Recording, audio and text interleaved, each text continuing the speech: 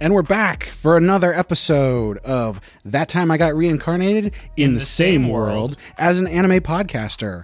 Episode 14. Coming in hot. Back at it. Spinning the wheels of steel. Coming into your ear holes. This will be a Christmas present for everybody. This should be coming out shortly after Christmas. I think maybe the day after. So happy holidays to everybody who is having holidays this time of year. Yes. Yay. Isekai'd into another world where there's no Christmas. And if you're listening to this any other time of the year, welcome. Thanks. So if you've never heard us before, we're some friends who have been watching anime and talking about manga for a while, and we decided we wanted to do a podcast. So I'm your host, Isekai Sensei Sama, aka Brad, and I'm joined by my good friends Kermit D. Grog, aka Andrew. Hello ho. And Bento Baggins, aka Ben. Yoroshiku ne. So before we dive into everything today, let's go over a couple news items. So It's popping on the news. big one, they announced One Punch Man Season 3.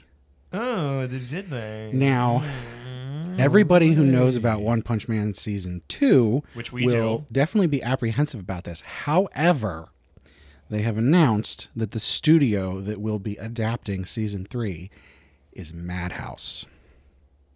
Madhouse? Yep. Or Mappa. Was it Mappa? I thought you said Mappa last week. Shit. Well, you got to leave it in. I'm the sensei now. Yeah, I think you're right, Mappa. You said Mappa last week, and I'm like, Madhouse? That's way cooler. Well, it's... What if we could get Bones in there? Anyways. It is weird that Bones doesn't do it. Yeah. Well, stick around to the last segment of this podcast to hear why that might be a bad thing, even though it's a good studio. And one other piece of news, very, very unfortunate turn of events. Joe Biden struck again. Yeah. This time where we live. Unfortunately, the price of Viz has gone up by $1. It's catching up to gas. Pretty soon you're not even going to be able to read manga anymore. No. I wanted to do the bit where he says that and then he just goes, anyway, because like genuinely we've talked about it multiple times how good a value Viz is, and like $3 is like, yeah, sure, fine, easy. I think I said... I feel better. Yeah. No, we did find we Take had more limits. of my money, please. We did have limits. Brad suggested a higher number, and I said, let's not be crazy. Yeah. But for $3, I'd go, yeah, hell yeah. I I'm feel better about it. I'm the crazy one. I was like, I'd pay $7 for this. And Andrew's more like, than 7 by no, that's ridiculous. Gonna have to wait a couple more years until that one. But for right now, $3, sitting pretty. If they Well worth if they put all of the Viz catalog into that, I'd go $8. Oh, yeah. Everything that the app Yeah. says it has that you have Yeah. to buy was also included. Yeah, $7 or $8 worth it. I can finally read V-Stars. I don't know. Maybe I'd probably go even higher for that. Oh, my 10, gosh. I'd say. Okay. I mean, you've got your Maybe. desire. We've had an entire episode segment about how much you want to pay to read your manga, so Yeah. I can dig it. I have in my head a monthly budget of $50 for manga for subscriptions. Okay. Like- which you can't normally do because all the other ones are such. Right. And I refuse to do DLC for manga. Like, screw you Now, guys. DLC, we already said it. It's loot boxes. Yeah, well, Well, that's because you get into your... I mean, webcomics are like an entirely different beast. but not even the Buy webcomics. your Like, manga actual NFTs, manga Brad. has been locked behind microtransactions, and I just hate it. Maybe they're trying to incentivize people to go back to print. Maybe they're incentivizing whales. Speaking of being frustrated about paying for manga, shout out to Rena, our first commenter, Oh my gosh. who commented. Actually, she first commented on a heroin addiction episode. I believe she found us through Bato, and she went on to listen to other episodes and commented on our whatever that episode was about paying for manga, and left a comment. So thanks, Rena. Thank we appreciate you. it. She actually suggested a manhwa for Ben and I to check out, and that's what we're going to be doing next month. So Looking forward to it. just shows you the power that our audience holds over us Yeah. and does not exercise at all. how much we're willing to jump through hoops. Yeah. So I think we have one last thing before we jump into our discussion today. Yes. Also, speaking of Viz, Shonen Jump recently put out 4 new series in the last month or so. 2 of which I don't care about and only read a little bit of and said, this isn't for me. But 2 that I was very interested in that I'd like to shortly talk about right now, which is Cypher Academy, of a manga about a school based around puzzle solving, based around the idea of how much in World War II and other wars that like code crackers really kind of turn the tide of the war, and that they're like, oh, World War III is fought with sticks and stones, World War IV will be fought with pencil and paper, which is like I'm a sucker for that one. It's got some so cool character stuff. Every puzzle is presented almost like a fight that needs to be figured out, and there's like a ebb and flow to the battle and them figuring things out. And a lot of these are based on Japanese word things, and I don't entirely understand them or could solve them myself, but wow, does it have that energy I love of being explained things and having somebody come out on top and other things going on. So Cypher Academy is a little bit more niche to what I enjoy, but I would say go give it a look, especially if you like a good puzzle fight. So that's another series that we need Ben to read so he can explain it to us. I don't even know. They're like, it's always like, well, this and this and this, and it's like all set up from the start, but it's like I don't know enough to put it through, but like I'm having a good time with it. It's got the energy I like. So there's Cypher Academy, and the one that it's only 2 chapters at the time of this recording that I'm dying to see more of. Oh, they were like 2 weeks ago. Yeah. Some of these, Cypher Academy and a couple of the other new ones have like 3 or 4 chapters. This one was like the one that got me to go look, and I'm like, oh, there's a bunch of new ones. I'll go check them all out. I finally remembered the name, which is Replicant 100. So this is one, I think it's set in England. It's hard to tell. The main character's name is very Japanese, but that's not important. This is the one you were telling me about. It sounded really interesting. So this is there is a mystery on a train where there's like a couple out on a date, and then just the woman is just snatched out of the window of this moving train, and you're like, what's going on? And then a boy shows up with a very large woman, like his nanny or something. She's very tall and very other things. And you're like, what's going on? And you hear a little story that then becomes the focal point, at least for now, of the story, is that like a doctor out in the hills was trying to create the perfect human, or like the most ideal human. I don't remember the exact verbiage, like very Frankenstein style, like stitching them together. And he could never quite get it right. And when he made the 100th one, he died. And all of them were left without purpose because their creator was gone. So they went out into the world trying to be the ideal human, which at least for right now for most of them is, oh, I'll just take the best parts of other humans, and I will build myself to be the most ideal human. So like the woman in the train, I guess spoiler alert, she gets snatched by one of them who has really good legs. She had really good eyes, so when they find her body, she has no eyes because the replicant has taken them.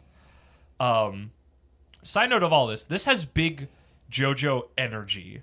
It doesn't feel like JoJo, but it feels like I just heard a podcast of people talking about the book Araki wrote about writing manga, and it feels like a lot of the tenets are in there. It's got a little bit of like a weird true crime feel that has a little bit of that like, oh, the author learned about this, and like being really exciting from moment one and characters and all that stuff. So the main thrust of the story then is that this massive woman with this little boy detective is a replicant. She is Replicant 100 because he is, and again, this is why it feels JoJo, because it feels like a lot of weird contrived things that you just go like, okay, I'm going to roll with this. It's cool.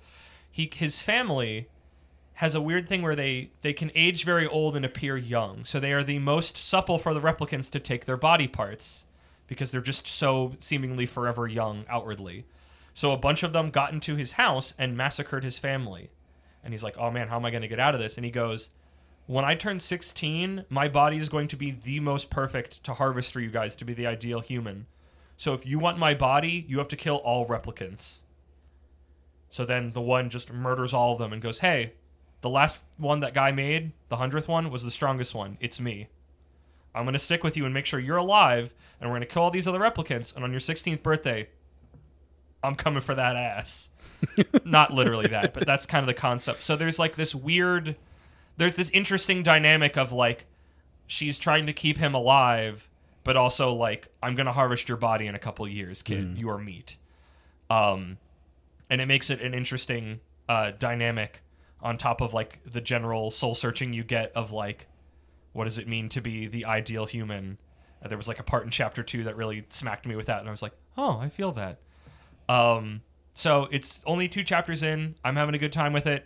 I'm going to be entirely honest. The thing that got me to go read it was somebody posted on a forum that I go to about there being a very Lady Dimitrescu person showing up in a new manga. And I'm like, I'm here for giant women. I'm going to go read that. And I admittedly got a lot more than that. So in a way that I could suggest it here on this podcast, and it's not my own little secret niche enjoyment. So I would say go check out Cypher one, or not Cypher, I'm mixing them up. Go check out Replicant 100 and go check out Cypher Academy. I believe both of them are at a low chapter count that even if you are not subscribed to Viz or Shonen Jump, you can still read everything for free. Oh, At the very least, the first 2 or 3 chapters. So now is the time to jump on, and if you get on it now and you don't want to subscribe, you could probably read its whole run if you keep up with it, every week or so. So yeah, that Replicant 100 sounds pretty interesting. I think I'm probably going to check that out. Go check it out. I'm having a real good time with it. Cypher Academy is very much like my little personal thing, but like I'm really curious to see where Replicant goes, because I think it's got some neat ideas. The Cypher one,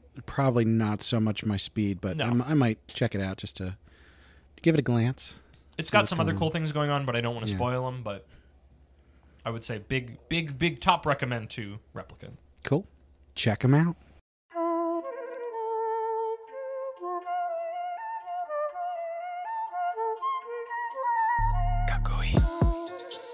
Have you guys ever listened to an anime that made you think? Watched an anime, I suppose, is the verb you would use. Probably. Taking it in. Nothing comes to mind. Do you have an example? I do have an example. Whatever could it be? It's the topic I proposed. So I was sitting around thinking about topics for the podcast, as I often do. And one thing that we've never quite talked about, at least directly, is anime that sparked a secondary interest or something outside of anime. Because anime tends to be very like memeified and insular, and like anime just references anime. But there's been a couple of anime where I felt like I had to know more. I needed more context. So I'm going to assume that it's not the obvious answer of Japanese culture. Kind of. I mean, it can kind of be, I feel like, but the more specified than the normal fare that I think is within arm's reach. I think that's what he's getting at, Ben? Yeah, when I proposed this, I had in mind Ghost in the Shell standalone complex. Okay. Which I think is a pretty well-remembered anime. I mean, like, I hope so. People who watched it seemed to like it. It was on I enjoyed it. Adult Swim back in the day. And Fun fact, I've never actually watched the entire movie. Likewise. Oh, that's a shame. I've never seen any of it. I am well aware that it is good and it should be watched by everyone. I just have never committed to it. Well, and I think that's the weird thing is like Ghost in the Shell, the movie, probably got me to read Neuromancer. Okay. So that's our bridge. That's my cyberpunk entry point. Like Akira and Ghost in the Shell are probably where I started getting into cyberpunk stuff. And that's what I thought I was going to get when I went into Ghost in the Shell standalone complex. But when I went into Ghost in the Shell standalone complex, I started to notice that so many of those episodes rely heavily on examining social issues and politics.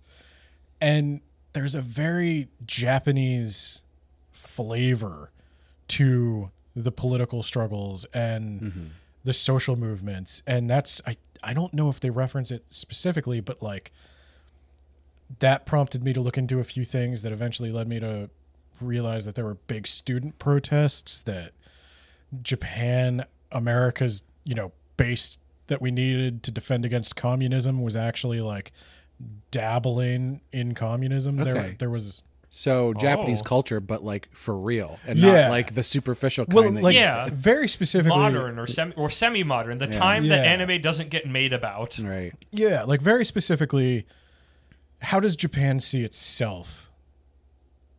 Is something that a lot of anime don't really tackle. Especially like, how does Japan see itself in relation to the West? In a way that is not through the lens of anime trappings. But because Ghost in the Shell standalone complex often dealt with like international issues, and it was supposed to be based on it's post World War III, there's an American empire now, but like that in itself is kind of telling. of how they view like America just being one step away from just dropping the pretense and calling it what it is. Yeah. And I liked I think the one line, I don't remember exactly what it was, but it was something like Japan and America renegotiating some key defense treaty. And they viewed it as Japan and America had a relationship in the Asian sphere of influence where Japan was a shield and America was a sword. Yeah, because there was the whole thing after World War II where Japan was, because they lost, the Allies put stipulations on them that they were not allowed to build an army, but they were allowed to have a force to defend themselves with. Some sort of defense force. So you get the Japanese Self-Defense Force, JSDF, which gets referenced in lots of different things. And then in place of that, we also absorbed all the responsibility for defending them. Right. From, like, if a preemptive attack needed to be launched to secure Japan's borders, we would have to launch that. And Japan has always bristled against that. And also, a lot of the Japanese war criminals got away with it because, we needed them to fight against communists, and they hated communists, and B, Americans just weren't aware of them. They had weird names that we couldn't remember, so we just kind of about as far away could be, Yeah. admittedly. I can pronounce the German names. In an era well before the internet and mass communication on a meaningful scale for civilian populations. Yeah, and I won't say this is the first time I ever thought about how another country saw itself in relation to America, or thought about how America looked from another nation's perspective. But Japan is kind of mysterious in that stuff. There's not a lot of books written about very specifically what happened in Japan outside of its pop culture. Yeah. It's like Europe I'm very familiar with. I know about if a protest happens in France, I see it on the news. If a protest happens in Japan, I see it in like the corner of a newspaper maybe. And so that anime just dealt with so many of those explicitly like international politicking issues, but also cultural issues of like collectivism versus individuality, especially with the cyberpunk thing. That's all cyberpunk is about, is like how networked should we be? Should you have the privacy of your own mind? I remember them saying kind of problematically these days that when you ran in like airplane mode, because it's your brain, they would call it autistic mode. Oh, Jesus. Yeah, I don't think they would translate it that way today. I don't know if that was the actual Japanese word. I actually watched this one dubbed. But it was an interesting way to think of like how they might see not being totally networked all the time. Yeah. I don't know. That one just gave me so many launching points of all the stuff I've looked into, a bunch of stuff I've talked about on this podcast. And I could think of a ton of stuff like that. Mm-hmm. And I was kind of wondering if you guys had anything similar, if you had ever gone outside of the anime bubble and researched something or looked into a skill or looked into, I remember iShield 2021 looked into a sport. Or 2021. Not 2021. That's the sequel. Yeah. That's the sequel when his kid starts playing that he inevitably has because time marches forward like that. That'd be cool, though, actually. Ooh, okay. This is an interesting topic for me because when I think about the different, all of the different media that I consume, it seems like the only thing that it becomes a bridge for is other media to consume. I mean, that's your circles. Yeah. It's like Isekai isn't really known for, hey, here's some new ideas. I think, well, it's not just Isekai. I guess you could have learned. I mean, there's things to learn stuff from. I think part of the issue is that when I am not consuming manga, I spend a lot of my time just, surfing the internet. I go on Reddit all the time. Before Reddit, throwback, Stumble Upon. Anybody remember that? Was that like a plugin? Vaguely. The browser extension. You would literally just keep pressing the button. It would take you to a random website that someone had. I do remember that. You could kind of configure your interests and like thumbs up, thumbs down. It was basically Reddit before Reddit. Although I think Reddit was a thing at the time. But so like I consume information a lot already.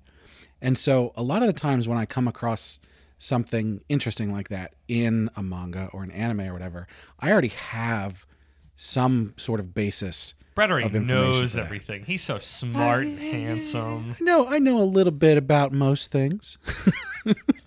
I'd also be lying if I said that it's like Dragon Ball Z didn't play a role in me ever getting into martial arts. Well, yeah, I think And that's all that of is that a, stuff. that is a Yeah. topic to go over later, Ben, because that is Yeah. definitely something I'd want to ask you about. So, Check out our Origins episode. but it's, I guess, Brad, for you, it's like what? Because you're describing it's like, oh, I have this low level informational level of everything, so when I come across it, I know it. I think Ben's getting at it's like what pulls you, like what's that, like you get this and you're like, oh man, I need more of this. I need to know Yeah. more. Not just like, oh, that's neat, but like, oh hey, like there's it gets like a hook in you. I had a very low level information about Japanese history from, like World War II onward.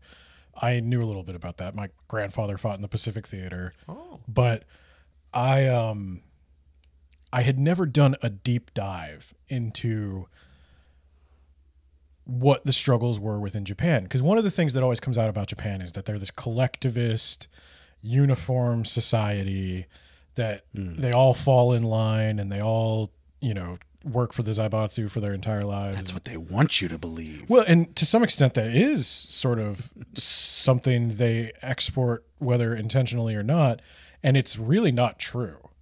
They do have political conflict. It just doesn't play out quite as like loud and in the streets as ours, but sometimes it does. Maybe they should ask Shinzo Abe about that.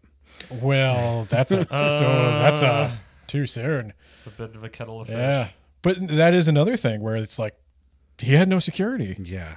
I mean, It's like, what the heck was that? in America, obviously somebody's going to take a shot at you. It's in our history for hundreds of years.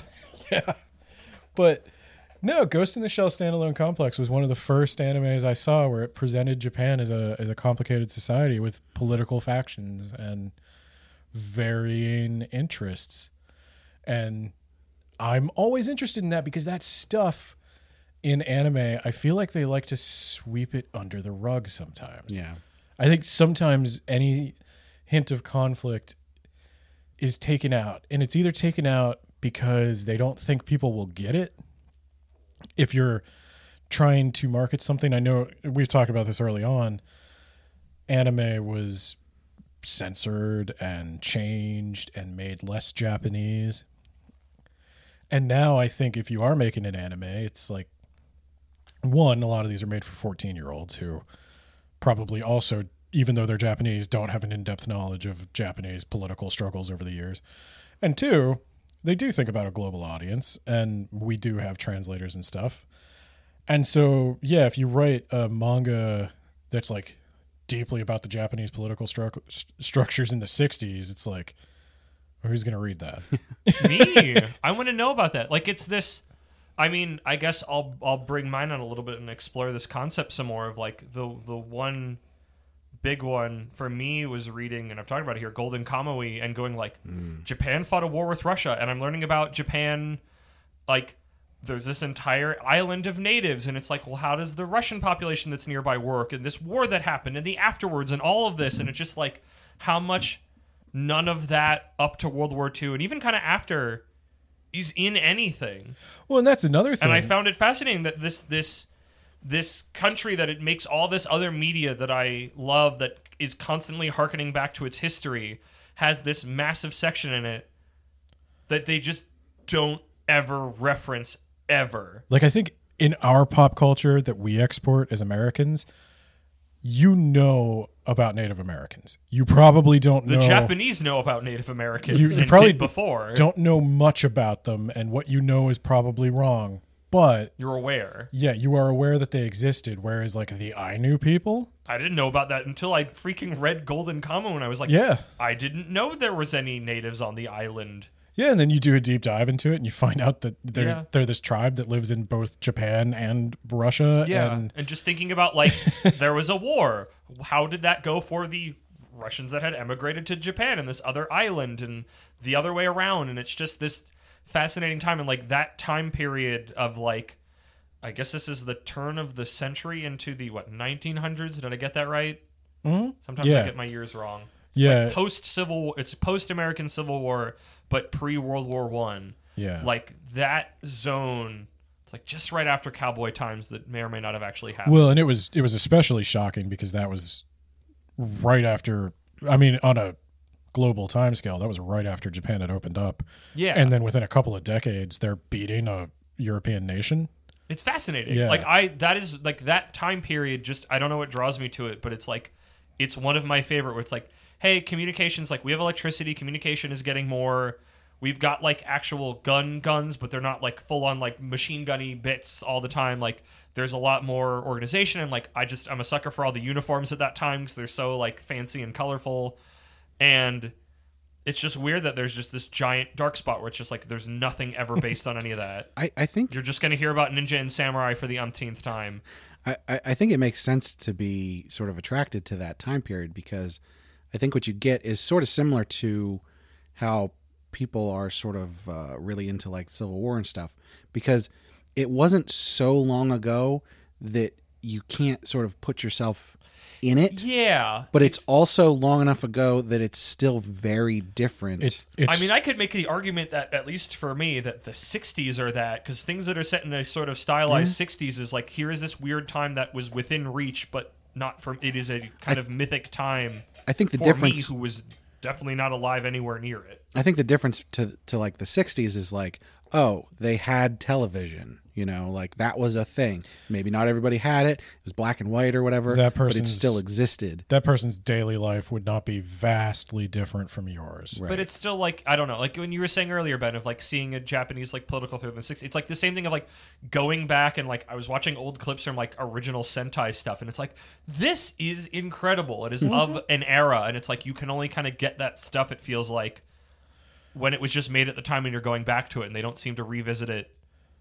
Well, and this is, I'm sure, going to shock listeners of the podcast, but I love when I know a thing that a lot of other people don't know. And I get surprised. And I get to tell them about that. I do love learning. And I love like figuring out so like the fact that we're all in this anime community. And I said this back in our origin stories, back when me and my friends were all into Dragon Ball Z, but it hadn't really come over here fully yet. I loved finding out something new and showing it to them. And I kind of get that same vibe when I look into this stuff because it's like you said, it bursts your bubble that Japan is this big homogenous culture when you find out there's a significant ethnic minority that speaks an entirely different language. And they were just there for a long time. And that influences so much of what you see because they do use Ainu like clothing, and often a hunter will be portrayed, especially if it's like set in the olden times. Yeah. Somewhat like an Ainu hunter. And that it's just it makes pieces fall together. It's like all this subtext that it's were all unaware this missing of. pieces because it's the weirdness is like this is this thing where I've taken in so much quote unquote Japanese culture, but there's this part where we have more like continually more history than all the history they talk about because we're getting more and closer to modern day in the way of storing information and all that. And there's just this massive blank spot, even though I feel like I have so much information where it's just like I don't actually at all. Well, and I have just what was exported. It's in some ways Japan has the same problem that all cultures have, is that there is a dominant subculture, and the dominant subculture is the one that's closest to the power that can get things made and get things done. And so that's why a Kansai dialect makes you a hick, but a Tokyo Japanese is the real Japanese. And that's why we all focus on the same Warring States era and the Meiji Restoration. These are comfortable political topics, but something like Golden Kamuy is a rare one. Is very rare because it is steeped in both the war and very specifically the Ainu. A large portion of the book is specifically learning Ainu language and culture. Yeah. And then later on you'll learn the different tribes. Like, it is explicit in its purpose in communicating that. And I feel like I got a greater appreciation for that stuff talking to you, Ben, of understanding more of this, like, place in history along everything, of this kind of stack of dominoes that kind of goes around for it. Yeah, and it's sort of the same thing when you get maybe, I think Samurai Champloo might be another example of one that made me realize that people from Okinawa were not considered Japanese, or in some cases might still not be really considered Japanese. Geez, I didn't know that. Like, all the people from the Ryushu Islands are more recent additions to Japan. Like, mainland Japan conquered them at one point. Did they conquer them before or after we took in Hawaii and Alaska? Oh, before. I had a feeling. Yeah. And they're still iffy about it. Yeah, and they were oppressed. Those people have not necessarily thought of themselves as Japanese for very long. I mean, and how many different subcultures are there within America that don't really feel a part of the dominant subculture? You probably want to talk to the Native Hawaiians. True. Yeah, Hawaii is a good example. And that is where my mind kind of goes. I'm sure there are less politically heavy angles. Well, and that's the direction that I'm trying. Yeah. Here you go, to- Brad. to We've get been into. dominating this in like Yeah. heavy talk about history and culture and Because you know, blind spots and things. And what's your example, Brad? You want me to let me ease you into it with a gag one. You know, watching JoJo's Bizarre Adventure got me listening to some old bands and albums that I had not listened to before. I mean, And I already that's- loved Roundabout by Yes, but now I extra love Roundabout by Yes. that's a really great example of something that could do that. It didn't do it as heavily, and it didn't help that one blessing from a much earlier thing that Ben made about iShield 21. I was very lucky that I already knew about football before reading iShield 21. So anytime they had this big new reveal of like, you kick the ball, I was like, yeah, it's football, dummies. You can throw it and somebody catches it. Wow, oh, you have different plays that it's like, yes. I'll throw this out there.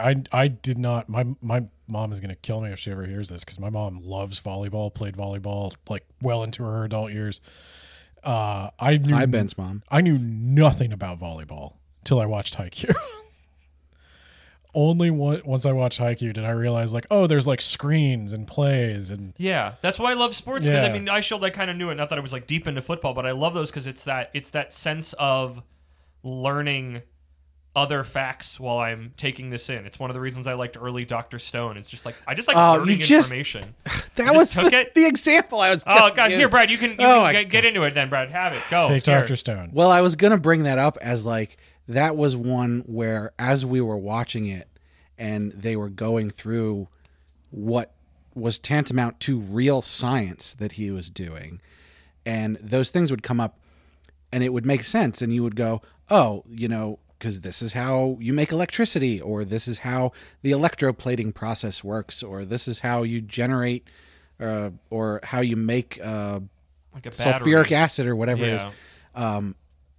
Now, for me, as we were watching that, as I said, I already knew a lot of that stuff. And so it was interesting to watch and go, oh, yeah, they're getting that right. Or, oh, they're really stretching this part. Like, I you know, on the verge of that's not possible kind of stuff. But give me your bridge one. Give me your not. Oh yes, I am the scholar. I already knew about this. Give me your. You got a taste and you're like, what is that? I need more of whatever that is. That's what I'm saying. Have you deep dived into kobolds because of your fascination with these? No, see, guys? well, part of the problem now is that because I have both of you, is that We have I'll other just tell you where the hobbies. kobolds came especially Ben, I'm just like, hey, here's an interesting thing. Ben, what is this about? And you just go off on it. I don't know. I think you have had stuff. We've talked a little bit about like Comey can't communicate, and There's definitely things that Yeah. interest me, and I go, you know, this is interesting. there's a little there something But might- do you more. ever? But Does it there's ever not- lead there's you not with really- a guided thing that you exit the work and go looking for more just general Yeah, I information don't- about the topic? Rakugo. I can't really. Rakugo is up there, yeah. I looked into it that's once we another were one. reading Akane Banashi into Rakugo, even before that. And admittedly, a lot of these are Japanese-centric, but this is Japanese-centric media, like learning about shoot, what is it called? Like kabuki theater. It's like, here's this really weird specific thing that I see referenced all the time in this. Let me go find out, like, what is this? Why do I keep seeing this? You why sent me a clip of a Canadian man doing Rakugo. Honestly, it made the he's kind not of great, Banashi, but that's it made stuff make more sense. And Yeah. it's like I gained. That's one where it kind of fed into itself. And I guess to an extent, I had the same with Golden Kamuy, where it's like, this was about something that it wasn't giving me all the information, but very clearly was working from a place of knowing it. And I'm like, I need to know more about this.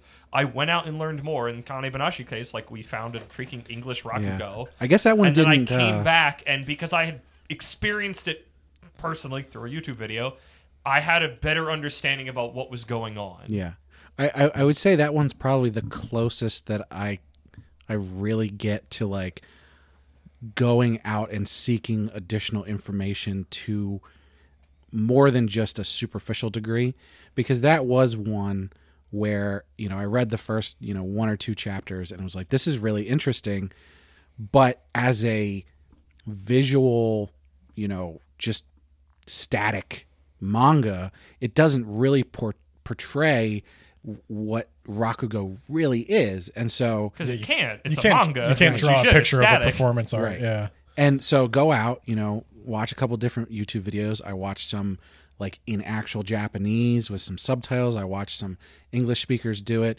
and got a good idea of like what was going on. Now, what I didn't do, and I think this is sort of where we differ in a lot of this. My is rabbit that I holes didn't, go deeper. Yeah, I didn't go, okay, now that I've watched this, I need to know how the structure of the Zenbayashi What's the works deep lore of the Oh Rakugo? yeah, but Right. that doesn't happen for everything. This was just Yeah. like I needed enough of a taste, but you know, for me it was like, well, what the heck was the freaking Russo-Japanese War? I need to know this, and the way that they, you know, mobilized and what it meant culturally for them, and why it's erased from history, and like all this. It's context. It's the desire for more context in a period that I'm just generally interested. But I think that's also a little difference between the three of us. Is Ben and I have a general interest in historical things, and you don't. That's Well, and I'll also say it didn't happen all at once. It's not No. like I watched Ghost in the Shell standalone complex and then I was like, I need to know everything about Japan from 1945 to 2001. It just was like it put a seed in my brain. It's a spark for the journey. That there was more to it than this. And so sometimes I'd see a book that caught my eye and I was like, you know what, I'm going to read that. Yeah. I think I've always sort of had the, I don't know if this is the right word, but like the jack of all trades kind of thing. I'm where it's getting like, that vibe from you. Yeah, like I like to get a little bit of information about topics so that I can like have a conversation about it, but I'm not necessarily an expert on it. And when I think about things that I am an expert on, Isekai. You did have me read an Isekai where somebody gets the jack of all trades trait. The thing Isekais about that, make even. I can't believe I've learned another thing. Like, I meant that I didn't already know it to an extent, but another thing is clicked into place of like, well, of course he loves Isekai. He likes getting mastery of all things, even if he doesn't. Like, there's no specialization. It's the most just. yeah. But the thing is, like when I think about how deep I've gotten to Isekai, it's not that I went out and sought out information about Isekai. I just read You just whole kept bunch just of going. Isekai. You just kept eating Right. the That bread. was There was your- something you ate yeah. that made you go, I'm going to eat something else. You just said, I need to eat more of this, and you became the expert on Isekai. So that was more like like doing archaeology rather than writing a research paper. You know what? I will even give you that tangentially, your love of Isekai introduced you to a whole sphere of Korean and Chinese comics, like web comics that you would not have it was like led to a web comic renaissance, which is almost. slowly making you osmosis new things. You're in a new pool of water, and you get to osmosis new. I would wager Yeah. you know more about Wow. Korean culture from those comics than you probably would have Yes. just with the passive yes. consumption. Yeah, and a lot of that comes from there's a couple different series that I was reading that I actually there haven't been updates in a while that were explicitly set in Korea. They were not isekais, and so that was like getting a lot of sort of like the cultural knowledge He's gaining of that. new interests. And that was always interesting because reading those, I already had sort of a baseline for Japanese culture, and so looking at the differences between those things, and the similarities. Like there's so many things that are similar, but then there's certain things that are so different. Korea tends to have a more Western bent in certain areas, like more Americanized. I was going to Brad, say this is it. This is your space. Keep talking. This is fascinating. I can't think of any, details off the top of my head. You just here. were talking about one. Keep talking about it. I know I just interjected. This was terrible, and I just did it again, and it's now comedy. Well, when I talk about like the Americanization of certain aspects, it's like the way that they. God, I'm just blanking on just examples for right this now. Really delicious looking menu, and now you're just like, you can't. I don't know if this is right to say, but it feels to me almost like Korean capitalism or consumerism is closer to American. Yeah. I would agree with that. And what little I know, what little that means to agree in this situation. This sort of goes to what you were talking about before, where Japan wants to give everyone the idea of homogeny, even if they don't really have it. Whereas and all this stuff, which is just not true. Whereas South Korea, while they have a lot of similarities, they don't go heavy on that. They do tend to favor individualism like America. And so you get a lot of those Americanisms because of that.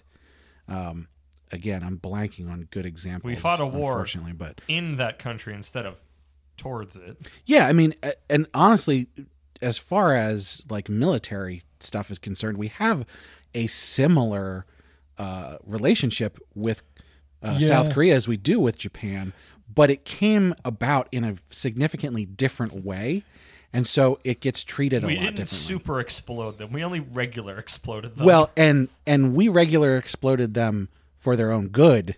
Verbal air quotes, audio air quotes. Yeah, he is making air quotes, but whereas on audio air quotes on that one, I saw the look on his face and was like, "This needs to be communicated for people that cannot see that face." Whereas our super exploding of Japan was definitely not for their own good. Although some people might want to try to argue that. I mean, none of it was for their own good, but we did have similar nation-building experiments in Japan and Korea, but they differed in big ways. And Korea probably differs the biggest in that it has land borders. Yeah. And it's not an island. Yeah, it doesn't get to be off by itself. So going all over this stuff, I think what I'm looking at here is that instead of the way that you guys go about things, where you get this little bug of interest and then you go and seek out other forms of information about that thing, be it Japanese-Russian War or the student protests or whatever those things, those various things that get into your head.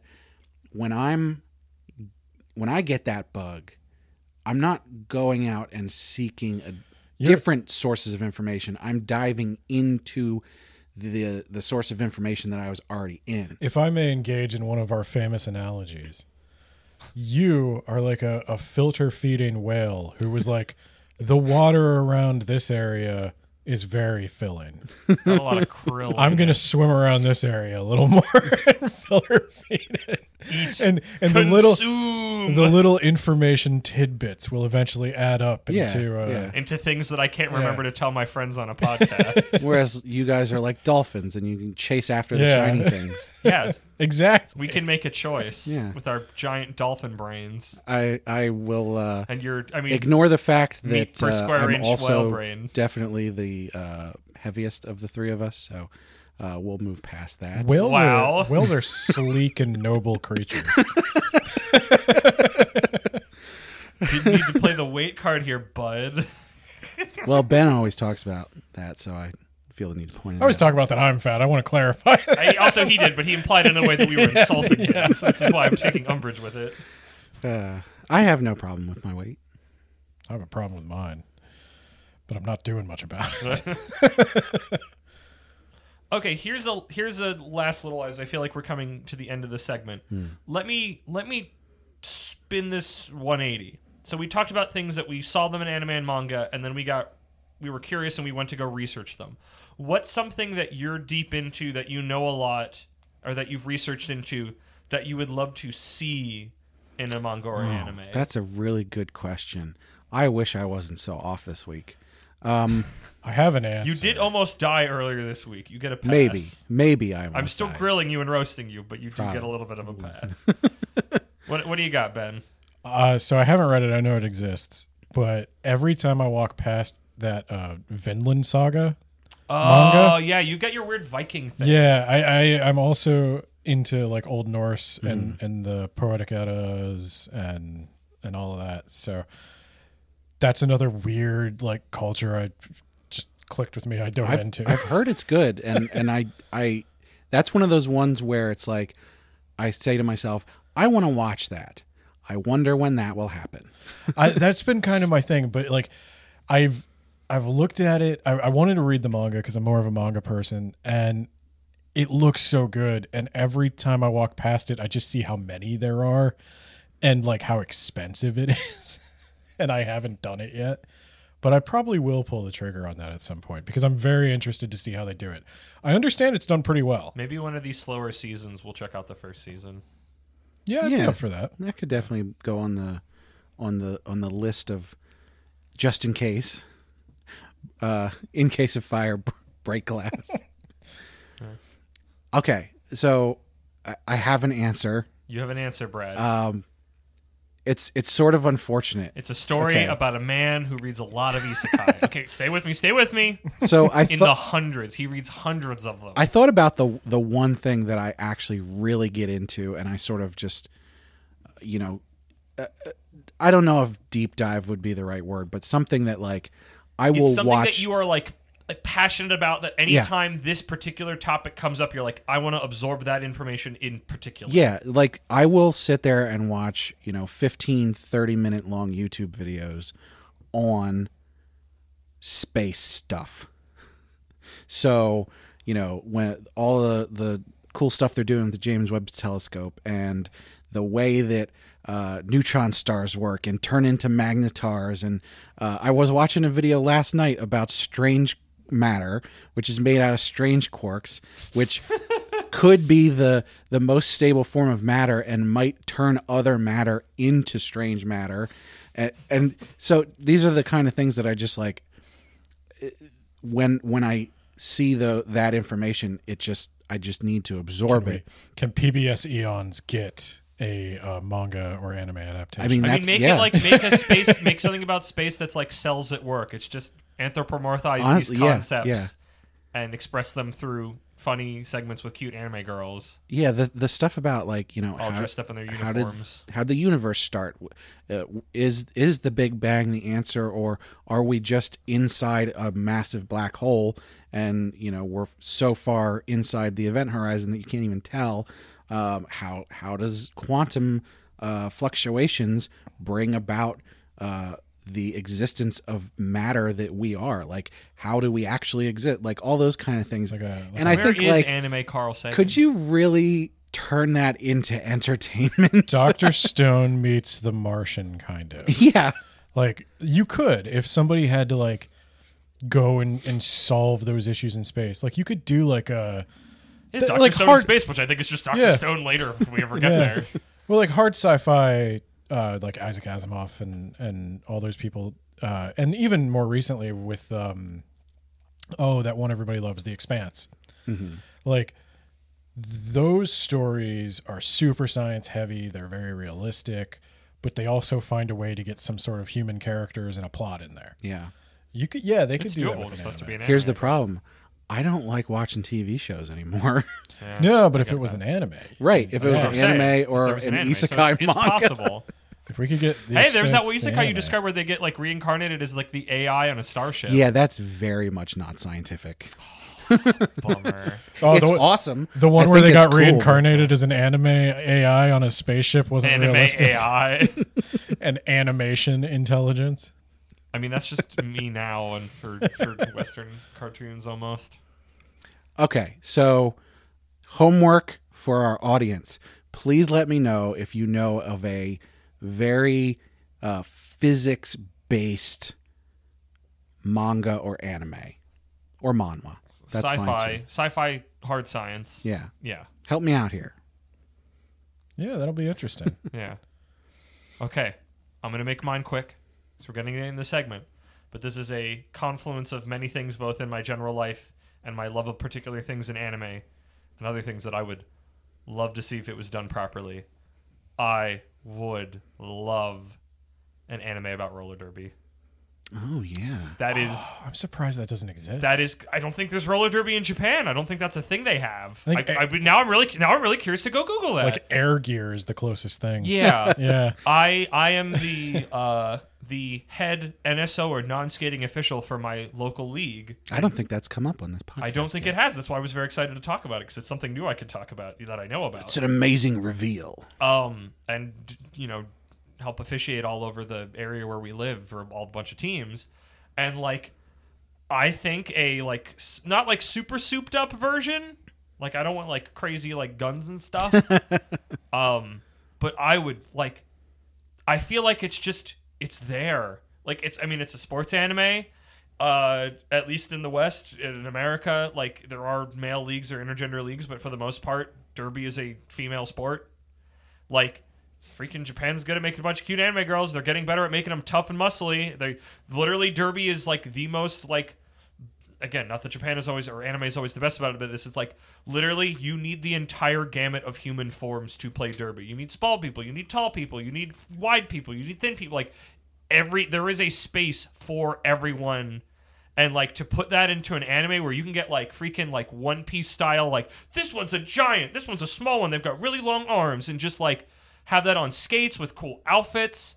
Wasn't like there... That sounds great. There was... Battle Angel Alita has something What? like Yeah. Battle Angel Alita has a sport like that. Yeah. Okay. It's not the whole thing, but I'm thinking it's- of the movie. Yeah. There was a specific sequence where they were doing that. They call it Battle Ball or something. Yeah. That were like just like, and I know like, It's more of a racetrack kind of it's thing. not my, But yeah. it's not. I can live a little bit more of the lines of like the thing I get frustrated anytime like pro wrestling is displayed in a cartoon or literally anywhere where they treat it like an actual like this is an actual fight and you're gonna get beat up, and I'm so tired of that and I hate it. Well, but this like is with also roller derby, it's sci-fi, like so. pull some of the like the old roller derby that was a work that wasn't real and like kind of that extra showiness in it. Like that's the fun of freaking roller derby. My name on this podcast is my roller derby name. My roller derby friends call me Kermit. Like there's like it's still got some of that kind of showy. Everybody dresses up like it's a big thing, and I think anime would have a lot of fun with that concept. It would be a really good fit. Yeah, I think the it would be closest- interesting.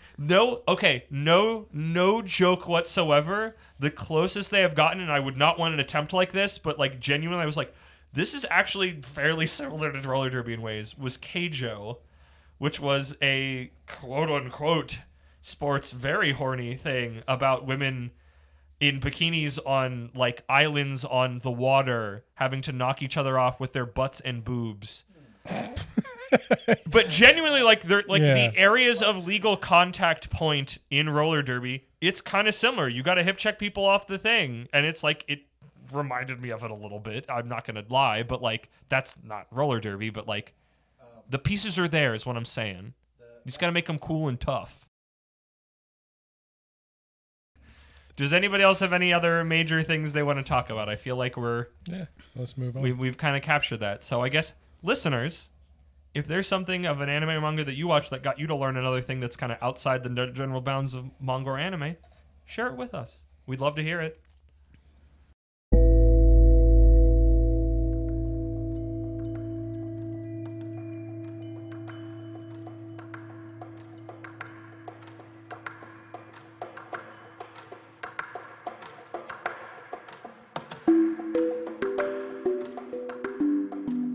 So I wasn't entirely honest. There is something that while I didn't, I wouldn't say I researched at all. There was something that I was not into at all. And manga that I was reading got me really, really into it and made me spread out into other mediums. And that would be romance stuff. Romance stuff. So the way that this started was I was getting into Isekai and, loving everything about it. And then I find there is this sort of subgenre of Isekai, and I've talked about this a little before, which is the villainous revenge or reincarnation or whatever, these stories where somebody goes into the body of a villainous in the story, and there's the event where the prince is gonna like annul their engagement, and they're gonna be like thrown out and thrown in a monastery or whatever, so they have to like do whatever crazy wacky thing, or they'll get reincarnated as that person as a child, and they have to make sure that they don't meet the bad end when they grow up, and there's all this stuff. I have never ever been into romance stuff, and I cannot stress that enough. Never in my entire 33 years on this planet had I ever been like, oh yeah, romantic stuff, that's cool. And for whatever reason, this isekai bridge into this just sent me down this rabbit hole. And so, you start with the isekai villainous stuff, but then from there you get the non-isekai villainous stuff. And then from there you get into the villainous manhwa. And then from there you get into the not villainous manhwa that's literally just romance stuff. Mm-hmm. And before I knew it, I'm reading completely romance-only manhwa and going, how did I get here? Didn't you also read, what the heck is it called? Ore Monogatari or something? Yeah, Watched and it? that's one of those things With the big that guy who stems looks from like that. he's from Ultimate Muscle. Now, I will say, in terms of that, the comedy of that is very important. There are the only like straight up romance stuff that I watch is sort of like the short story kind of ones. The more long form, just straight up romance, I don't like to watch that. I do read a couple manhwa that are just sort of straight up romance. But for some reason, the anime doesn't really grab me as much. But you need it in page by page that you can turn it like a romance novel. Yeah, I'm not sure what exactly it is, and especially because now I think like, Ben, you like Twilight. And I think about that, and I go, "No, that sounds awful." Maybe heavy statement of like. It's no, I unironically like Twilight. Okay, it started ironic, and it became genuine. Yeah, I mean, I probably don't like it for the reasons you're supposed to like it. Mm-hmm. I do. It reminds me so much of being in high school, particularly me being in high school in 2003 to being 2006. Yeah, exactly. A moody teenager. No, I kind of get it because I mentioned this on Words About Books, and I forgot to mention that I was hosting Heroin Addiction on that episode. But I think as I was growing up, I would have gotten into romance had I been born a girl and like had permission. But because like for toxic masculinity reasons, I don't think I did. But like when I was 10, I really liked Sailor Moon. And I've always liked Buffy the Vampire Slayer and Charmed, and like I got very invested when like Angel lost his soul in Buffy and she had to like get his soul back, but then he died. Spoilers, I guess. And for the entirety of the Angel series? Yeah, I mean, I guess the fact that there's an Angel series kind of spoils that. But yeah, I had little bits where I would start to get into like the soap opera-y stuff. And then, or like something like Power Rangers would have like all these like complicated romances where like, oh, Tommy betrayed Kimberly and blah, blah, blah, blah, blah. And like, even as a kid, I got super into that stuff, but I would always like, that's not why I like it. I like it because of the Kung Fu. That really, really good Kung Fu that Power Rangers is famous for. But yeah, recently doing a book podcast and then doing this kind of comic podcast, I have just through like, what's popular these days and having to read that because that's what people want to hear about. I'm having like a romance renaissance where it's like I'm older now. I'm a romanescence. A romanescence. But yeah, I'm old enough. I'm confident enough in my masculinity to not care if people see me reading romance stuff, and I'm willing to admit like I do genuinely like the genre. I don't think I've ever really had. at least I haven't thought about the sort of the toxic masculinity aspect of that. I don't think I ever consciously thought it either, but that's But definitely it's like the general what it like was. goading from society of like, this Yeah. isn't for you. You're destined for the blue aisle. Go there and look at go look at Spider-Man. What I can say is that while I still don't really like, I think about like, oh, the Hallmark movie channel. No, or it's whatever, not. It's not or like you have to soap go like, oh, I love operas or- romances, so you have to like No, all right, of right, them, even the yeah. really schmaltzy ones. Like I don't Th- think those are. I'm still like, I don't like that. it needs to be close enough to what brought you to the dance. It's But- romance plus drama, which like equals excitement. Right. Yeah. But that is the thing is the way that I did grow is that I used to be really against it. It would be like when something like that, like a soap opera, somebody's Yeah. like watching a soap opera. It's like, why are you that's so stupid. Like how could now great. I'm much more ready to accept other people's like of those things. You have to be eased into it because Yeah. those are the kinds of things like you can't see it over somebody's shoulder like a big superhero movie and Yeah. understand immediately why it's exciting. Right. You have to know that so-and-so was the best friend of so-and-so, but then they betrayed them. But also sometimes you need like a little like a mix in that's like, okay, here's half this drink is the thing that I like, and then this other half of this drink is this romance stuff which is new to me, and that's kind of how you get into it. So Yeah. I have my own example of that. But first, before we get there, I wanted to make this joke earlier. Brad, you describing your situation where you got into manhwa because your regular isekai site was down Yeah. was very... have either of you ever seen Gravity Falls? Yes. There's a really good C-plot where Grunkle Stan sits down, he's an old man, to watch television, and he can't find the remote, and they're playing old-timey romance things, and he's like, I don't want to get up, this sucks, but I guess I'm stuck here now. And then he's crying. And then by the end of the episode, when you cut back to him, he's crying and he's so invested, and like that's what this feels like. Is just by happenstance you had to take this on, and now it's like you freaking love it, and that's great. That is hilarious, and that's an interesting picture to think about. But I was into it before it went down. Okay. I went to Bato because I was already into it. Okay. I went to Bato because I'm very addicted to this, not Yeah. for any reasonable purpose. But I guess my other thing of my own example of this that I haven't really found more of, and maybe I'm not looking for it, is that like, because I've never really messed around with romance anime stuff. It's not really what I was looking for. And then Beastars happen, and I'm like, I need this. Whatever this is, I need more of this.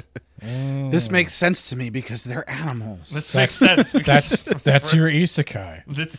That's my mix-in was furries, and then season 2 got really silly and dumb, and I still loved it. But it was like whatever was in the romance. I'm like, I was just like, I want more of this, but it needs this other mix-in, and this doesn't really exist a lot in this form. These extreme feelings only make sense because someone could eat them at any time. Well, and like Dude, the mixing of the metaphors, and it's like, oh, and I was like, oh man, it's like it was great, but I get it. It's that's where I was doing like that's what I kind of was getting at with that mixing thing. It's like there was another thing that is of my interest that brought me to this particular dance, and it was like, oh wait a minute, I actually love this other thing. But then it's like finding about, okay, what do I still need mixed into it for me to want to eat it? So now it's like I would love to see another romance thing, but like I don't know where to look now. Without looking for things that have these similar visuals or trappings. And that's what I was kind of going to say when I said, like, for toxic masculine reasons, I never got more into it. And to go deeper into that, like, for me, Sailor Moon, the mix in there was Sailor Moon is a lot like Power Rangers. They transform and they each get a color and they got a power and everything. And I liked that, but nobody was ever going to recommend me something more on the romance side because I was a boy. Like, nobody necessarily told me I couldn't like Sailor Moon. I did have friends that told me I couldn't like Sailor Moon. But nobody could tell me, but they did. They did, but I don't really care about that so much. But it's not like I was going... There wasn't, like, a huge community of that stuff that I had any access to. I feel like maybe girls in my class traded comics or something that... like Archie comics. It does make me wonder how my son is going to grow up because, first of all, we homeschool him. He doesn't go out and interact with very many other boys his age. So especially not like regular boys his age who would have those kind of ideas. On top of the fact, I don't hide the manga and manhwa that I read from him. Now, obviously, some of them I have to like close when he comes in the room. But like, I don't hide that I'm doing that. I don't hide that I'm reading romance manhwa or anything like that. So I feel like he'll have a significantly different idea of just the way that masculine and feminine sort of mix together than we would have grown Oh, up. for sure. And this is one area where like algorithms don't care. They're not going to judge. They just want to feed you more what you want to read. So you'll get recommended other similar things these days. But back in the day, that was not the case. Couldn't always find it. There wasn't something you could just ask. Well, and there was also like, I was aware that people might have made fun of me for being into it. I will say that also prevented me from talking about it as much as I might have otherwise. Ben, who's your favorite character in Sailor Moon? I forget his name, the mask one. Tuxedo Mask. Tuxedo Because he's Mask. a boy. That's the only, happy of there, course. Brad. This is the only one. Tuxedo Kamen. No. My work here is done. You didn't do anything. Exactly. No, I remember like getting into it with somebody who was like, Ben, you should watch Charmed. And I was like, I've seen a couple episodes. It's not very good. And they were like, oh yeah, well, I don't know. I really like Paige is my favorite character. And I was like, okay, Paige is the reason that Alyssa Milano and Cole did not work out. And she ruined it. And I was like, I might have watched more than one episode of Charmed. Yeah. I've definitely been like self-conscious of all this. But I don't like care this anymore. this is a lead up to an entire episode about shipping that I don't think we're equipped for. I've gotten more into that. Is one thing I care a lot more about these days. Since I've started reading these stupid romance. Certain shows, it'll click in more of like, okay, yes, these two together. Okay, no, definitely not these two. Oh no, in this form, and In like, fact, our last episode of Heroin Addiction that we just recorded, we were literally going over this, going, she can't be with any of these men. They're all terrible they're in I feel different like we all need ways. bad more romance for because her I feel girl. like we don't. What anime I'm usually watching, I don't get that because if there is any romance, it's usually not No, good. I'll tell you what I was But like other stuff that I like, freaking Owl House and stuff, where I'm just like, yes, I'm very invested in this relationship. I like had to force a smile off my face lest someone think I were less than entirely heterosexual when in My Hero Academia I wish I remembered their names, but the lightning guy was like, I'm gonna do this for the earlobe girl, and they're like, what do you want to protect? And he thought back and it was her, not just his friends, but her specifically, and I was like, I knew it. That's cute.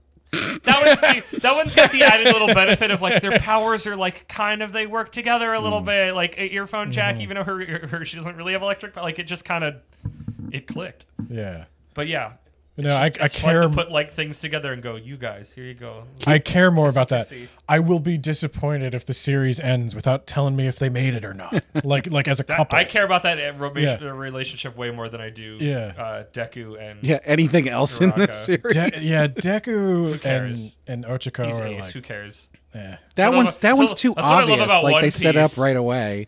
It's like, oh, of course, that's okay. That's the normal one. That's the thing I adore about One Piece. There is like zero shipping amongst the crew. It's like nobody's getting with anyone. Nobody Sanji. cares. Sanji with everyone. Sanji's getting nothing. That's what Sanji's getting.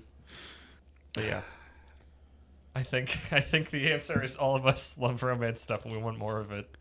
Yeah, it's just, and I'm grappling with like, what is it?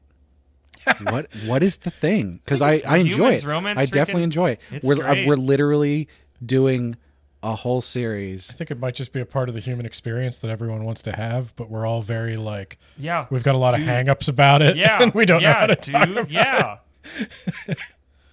I don't think that's it for I me. think that's though. it, Brad. I think Brad, I think there are parts of you that you have not tapped into yet. I mean, and you're too maybe. scared to, but you don't know about it, so you're not I've- scared. You're just not. There's I've- just a wall that you can't see. I've always been pretty open, and I don't think I've ever shied away from talking about sort of deeply personal feelings and stuff like that. And I don't so- think you're being closed off or anything, but I do No. think there is like just watching people, get together and bond in that way. It's a dopamine hit. Yeah. Like we do all like those close relationships. We love love. Yeah.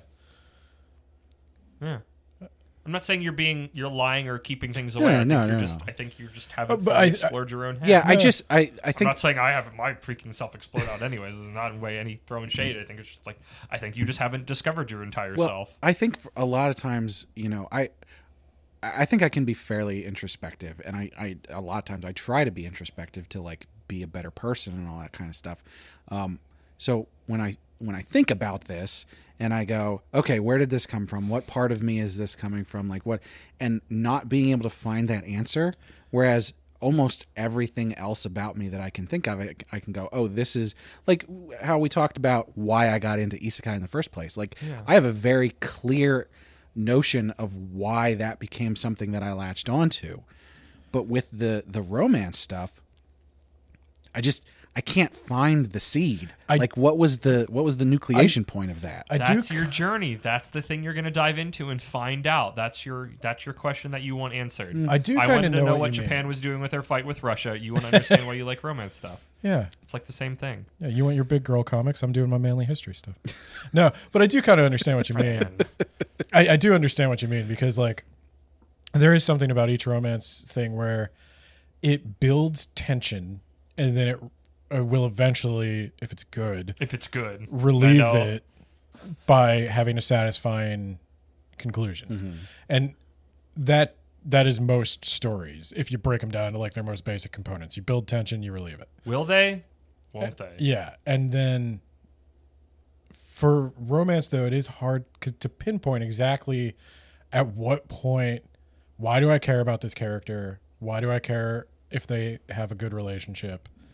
And I think it's something like, to have a good romance, you need to have a main character you identify with, who you can root for their happiness. Which is weird because I don't identify with Korean women really. But I think on some human level you do. Like you can identify with them well enough to know what would make them happy and sad. You want happiness for people. And you can it's the joy of Spy Family of like wanting the two main characters to like actually become a family.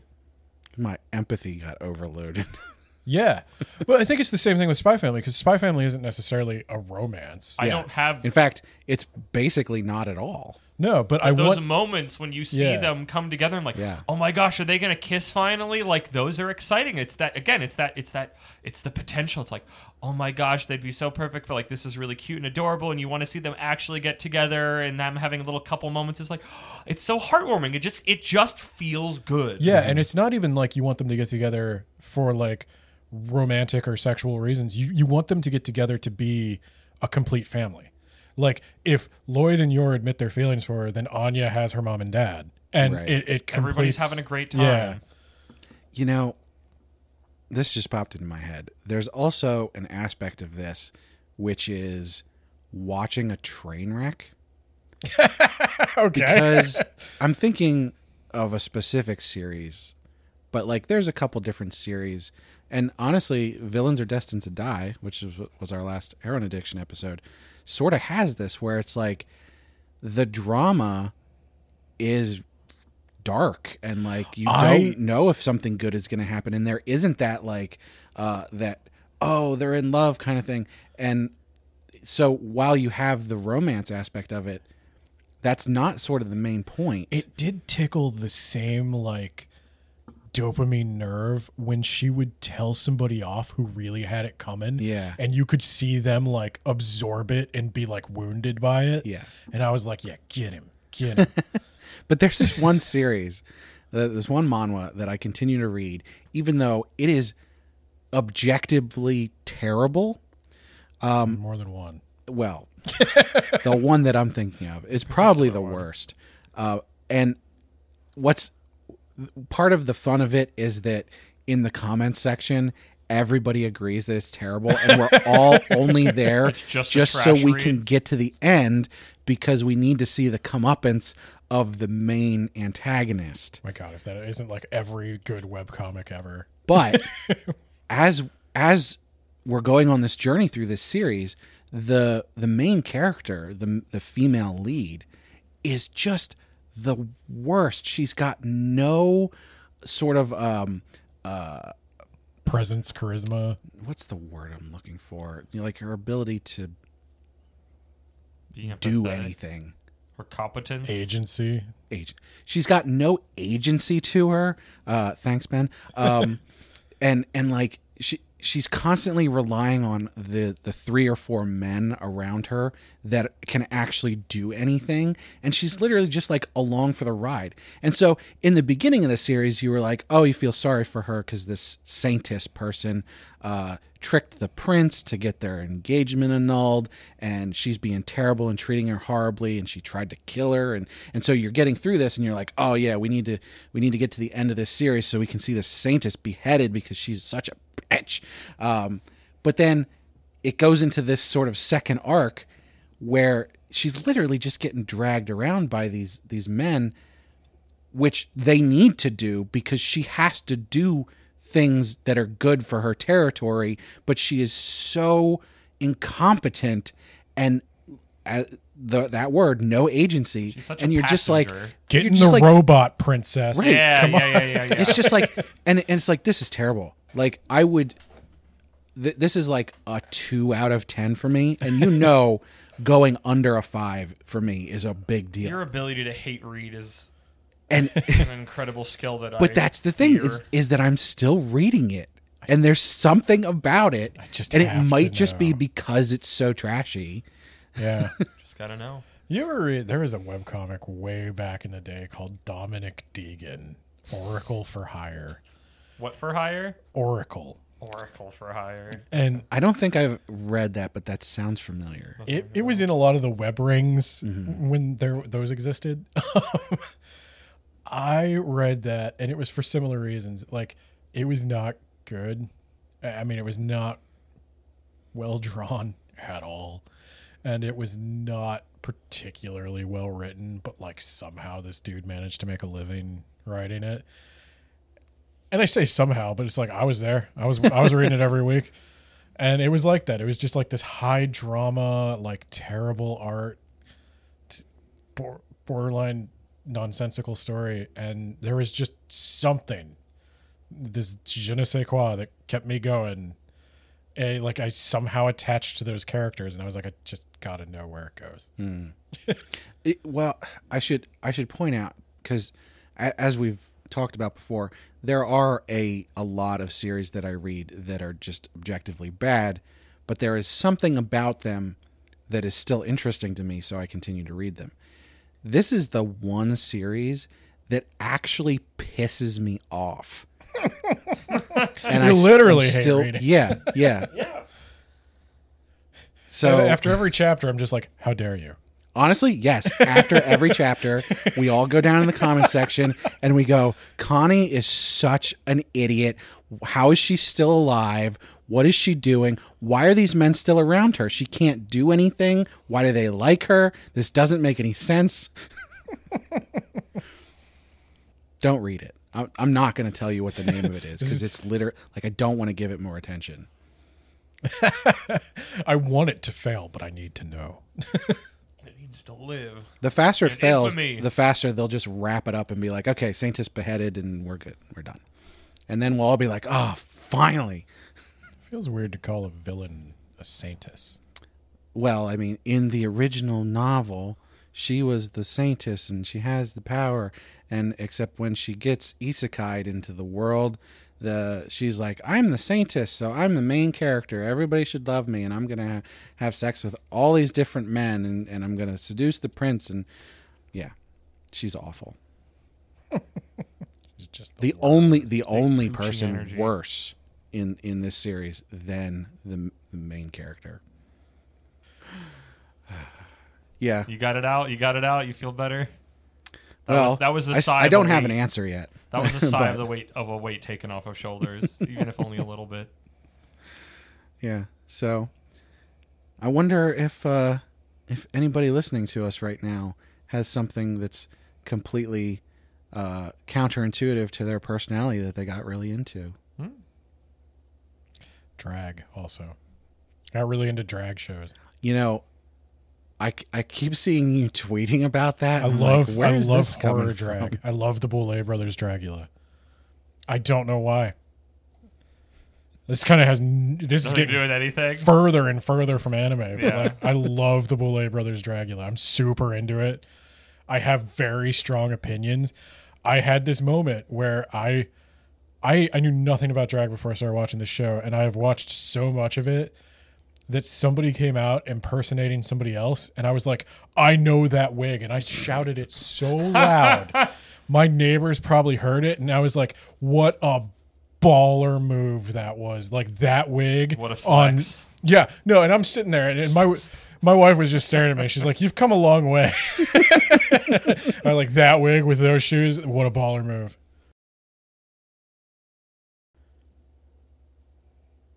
So, I haven't noticed any trucks hanging around recently. I think after my brush with death, I don't know. They're not here anymore. But I think we should probably check the mailbag. We haven't done that in a couple of weeks. Oh, geez. Oh, man. I actually forgot about this. We got a letter, but it was really different, and it arrived differently. Different how? So normally it shows up in like an envelope like outside my front door. So not quite how I get my mail, but like normal enough. Normal for trucks on letters. I mean, normal for. I mean, I technically have gotten letters at my door before, but it is very rare. I have a mailbox those go to, but it was still like within a realm of possibility of like normalcy. And so this came in a different way? This one just appeared in my fridge next to like a bottle of marinara sauce that I had. So you open your fridge to get a drink and there's just a piece of paper in there? There's just a piece of paper. And not like any piece of paper. It's not like the normal paper I get, which is very just standard stationery paper, like it's freaking printer paper. This was like Kind of like a medieval scroll almost, like vellum like, animal skin. Yeah, it was like papyrus or something. Like I don't know. I'm not a master of like old writing things, but it was very clearly like not normal. So besides me just being like, what the heck is this in my fridge when I'm trying to grab a drink? It's just this weird old thing. Nani kore? And all that's written on it in like clearly it's been written by like an old like pen, like a feather quill. All right. But whoever wrote it's like handwriting isn't very good. So it's kind of blotched up a bunch. And it just said Truxon lives again. What? Yeah, I know, right?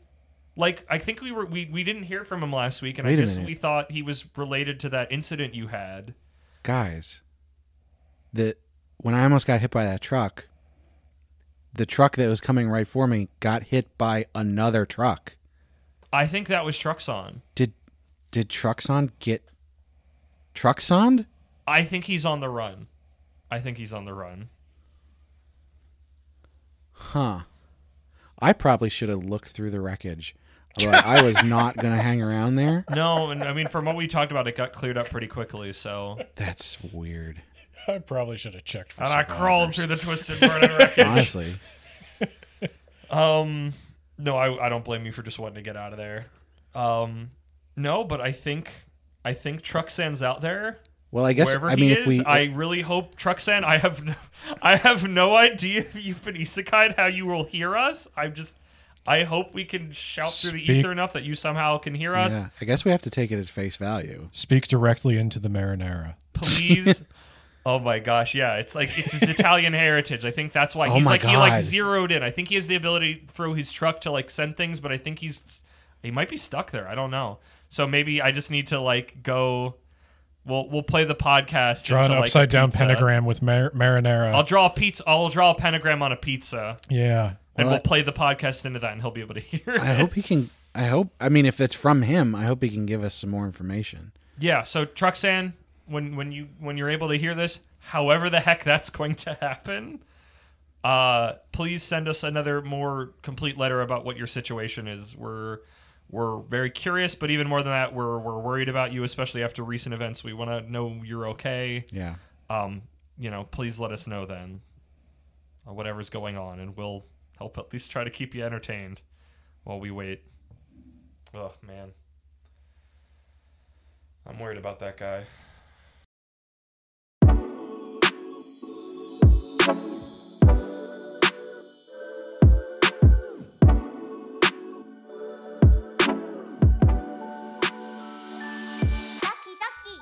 Guys, you know what time it is? One punch! Well, I was thinking more about manga book club, but okay. Oh, getting ahead of myself. Manga book club! That works. Well, in case you were wondering what we were going to talk about today, ID'd. if you don't actually read the titles of the podcast episodes, Or don't know what that intro theme was that I poorly mangled. yeah, today we're talking about One Punch Man, which is something that's been going on for a while. There's been 2 seasons of anime, and we've yet to talk about it. There's been how many volumes of the manga? A lot. Okay. I At don't. least double digits? I probably should have looked. I didn't. Okay, because you're the one reading it. And Yeah. to be clear, in this particular manga book club, we've collectively seen the first 2 seasons, but Brad is the only one who's reading it. Yeah. So I think the point that we're at in the manga right now is just we've sort of just gotten to the end of an arc, and I believe season 3, which we talked about, just got announced, is going to be covering that arc. So I guess to give a little bit of a background here, One Punch Man is I think the best way to describe it is a satire of superheroes. It becomes that. I would say it starts about as a satire of shonen action heroes and also an allegory. I don't even know if it's an allegory, a story of depression. Yeah, there's Very, definitely that. very yeah, clearly. yeah. The undertones. And actually, not even Tones. undertones, just regular tones. Just regular tones. Yeah, depression in there. It's similar to Mob, which we have recommended, and it's by the same person. Yeah. And he seems to have a recurring theme in his work of overpowered characters whose power does not bring them any happiness. Right. And so, as opposed to Mob, which we talked about last week, was it? Last episode. Yeah, last episode. What right. is time? Where Mob is like, doesn't want to use his powers and is sometimes scared of them and everything. Our protagonist in One Punch Man, Saitama, has become what you could describe as infinitely powerful and is okay with that to a degree until he finds that he can't actually have a good fight with, the monsters or Which is all he wants. Right. Because he defeats everything in he one punch. One punch! Yeah. Yeah, he became that powerful because he was constantly seeking out, that adrenaline rush that he got from the first time he fought a monster when he wasn't super powerful. And he kept building up and building up until he sort of broke his limit and became One Punch Man, where he's basically unable to be harmed. He can destroy everything in one punch. Barely trying. Yeah. And his life lacks direction now. Right. So it's sort of it's an interesting allegory, I think, maybe for becoming a billionaire. To quote my favorite philosopher, Chainsaw Man, what Boobs. if I find that everything I want is garbage and I was actually more happier during the chase than when I caught it? Yep. Yeah. And that's One Punch Man. Yeah. He liked the struggle. He liked the training. He liked the fighting. And now He's at the top. unable of finding a meaningful challenge. And this is played as humorous because any other anime protagonist would be thrilled to bits. I'd say humorous, but all like in a kind of almost dark comedy. Yeah, it's dark comedy. It's a little dark. I'm afraid this is going to just grind everything to a halt here, but I have to get this out because it just entered my mind based on what you said, Ben. So just to give a little bit of a pretext, season 2 of One Punch Man, not very good. The anime, are we? I'm sort of skipping a bit here because I need to get this out. the animation team that did season 2, they sort of just made the manga live action, which sometimes is okay. But the first season of One Punch Man is really dynamic and really well animated. Yeah, Arguably gorgeous. carried by its visuals. Right. Yeah. But also the I think story a of it strong is really start good. carried by its visuals. Yeah. In the second season and further on in the manga, the thing that I've been saying for a little while now, we've been talking about this, is that they sort of lost the plot. They sort of just go heavy into, hey, look at all these superheroes and the cool stuff that they're doing, none and of them are that cool 'cause monsters. They're all and- very right. generically made. And so I've sort of been They're gag complaining characters, but about they're not funny. Yeah, I've sort of been complaining about this for a while because it feels like one sort of just gave up and was like, I'm just going to write a superhero manga now. That's what I'm going to do, instead of this funny and deep satire that he was writing before. But what you just said, Ben, what if the journey was the thing and it wasn't getting what you wanted?